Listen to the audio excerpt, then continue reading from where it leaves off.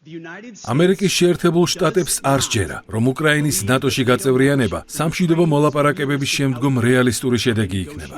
ამის ნაცვლად უსაფრთხოების ნებისმიერი გარანტია უზრუნველყოფილ უნდა იქნეს ძლიერი ევროპული და არაევროპული სამხედროების მიერ. თუკი უკრაინაში ამ სამხედროების განლაგება მოხდება, აუცილებელია დაფიქსირდეს, რომ ეს ნატოს ეგიდით არ მოხდება და შესაბამისად ორგანიზაციის მეხუთე მუხლი მათზე არ გავრცელდება. ამასთანავე აუცილებელია შეხების ხაზის მკაცრი საერთაშორისო ზედამხედველობა. ყველაფერს ნათელი რომ მოეფინოს, მინდა მკაფიოდ განვაცხადო. უსაფრთხოების არც ერთი გარანტიის ფარგლებში არ იქნება არც ერთი ამერიკელი სამხედრო უკრაინაში გაგზავნილი.